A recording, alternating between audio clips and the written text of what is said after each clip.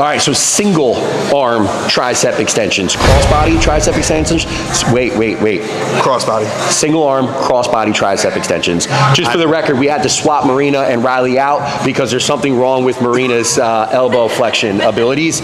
But with that being said, if you have proper elbow flexion abilities, this might be a version where we can load up a little bit more weight and again, maybe emphasize that lengthened position a little bit more so.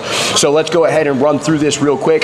The key here is gonna be the setup. Like if anything, we might even wanna bring this up a notch for Riley, but that's because he's a short king.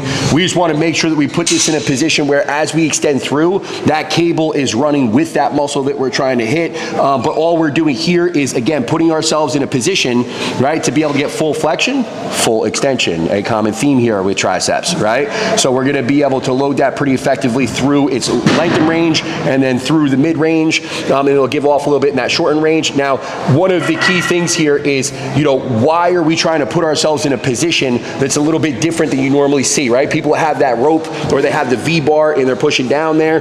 This is what's just gonna allow us to work through a more comfortable position anatomically for most people's elbows and take a little bit more stress off that joint, especially when we get into that lengthened position, right? Or even put us in a little bit of a better position to not be so hung up at the shoulders, right? The one thing that we'll see pretty commonly here is people with their scapulas are a little bit overactive, and that's kind of getting into the amount of work that we want that tricep to be doing for us as opposed to the scapula coming in and help. So again, we're putting ourselves in a little bit more of an advantageous position for anybody's anatomical structure. Do you want to go over why we use a cuff and why we don't use a handle? The cuff just provides us with a little bit more stability. It's also going to give us a little bit of a better, when we're holding onto this ball, at a certain point, the weight is going to become a confounding issue there, right? Or that's going to be the limiting factor, the weight's going to be the limiting factor, one or the other there. And I guess it would be the ball that would be the limiting factor.